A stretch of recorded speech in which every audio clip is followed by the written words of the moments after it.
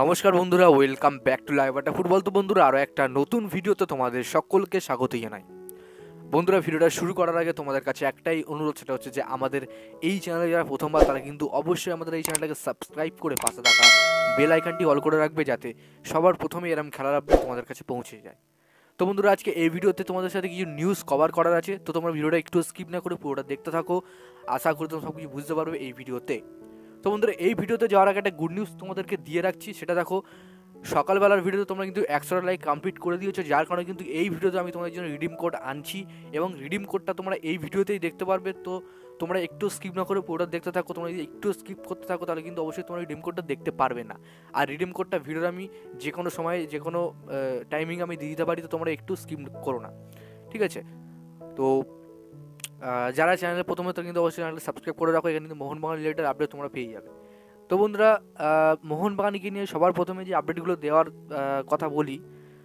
বর্তমানে মোহনবাগানের অনেক কটা প্লেয়ার জটিল হয়ে অবস্থায় পড়ে আছে, এবং বর্তমানে মোহনবাগান ম্যানেজমেন্ট তারা কিন্তু কিছু বিকল্প খুঁজে বার করছে। শর্ট লিস্টে তাদের অনেক বিদেশি নাম আছে, তো সেক্ষেত্রে কিন্তু মোহনবাগান শোনা যাচ্ছে যে উইন্টার ট্রান্সফারের উইন্ডোতে নতুন বিদেশিকে আনতে পারে দলে, এবং কিছু বিদেশিকে তারা কিন্তু ছেড়ে দিতে পারে। তবে সেই বিদেশি কারা হবে সেটা কিন্তু এখনও জানা যায়নি। তো তোমাদের মতে তোমরা কি মনে করো যে মোহনবাগান কোন বিদেশিকে ছাড়তে পারে? Obviously Dmitry Petratos, Jason Cummings বাদে। তো এই দুটো প্লেয়ার কিন্তু অবশ্যই ভালো খেলুক না খেলুক, মোহনবাগানে সবাই থাকবে এটা আমরা আশা করি।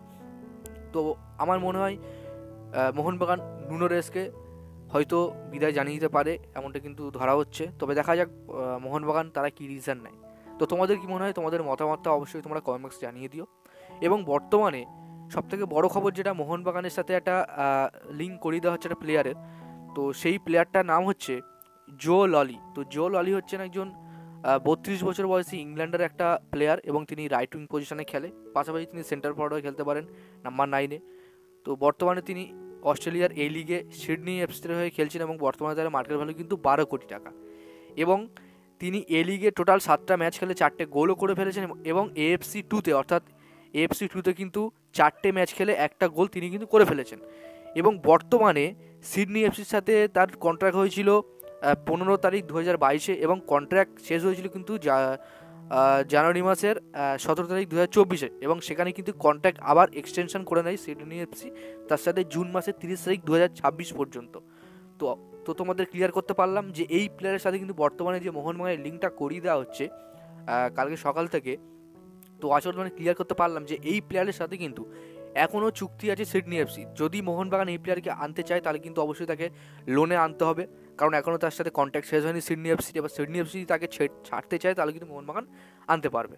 তো যাই হোক, আশা করি তোমরা বেরোতে পারলাম। তো এই নাও তোমাদের রিডেম কোড এইখানে। তো যাই হোক বন্ধুরা, আশা করি তোমরা দেখতে পেরেছো রিডিম কোডটা, এবং যে আগে রিডিম করবে সেই কিন্তু এই রিডিম কোডটা পাবে, যে লেটে করবে সে কিন্তু পারবে না। তো আজকের জন্য ভিডিওটা এতটাই ছিল। যদি তোমাদের ভিডিওটা একটুও ভালো লেগে থাকে তাহলে অবশ্যই লাইক করে দেবে, আমাদের এই চ্যানেলে প্রথমবার যেন হয়ে চ্যানেলটাকে সাবস্ক্রাইব করে পাশে থাকা বেল আইকনটি অল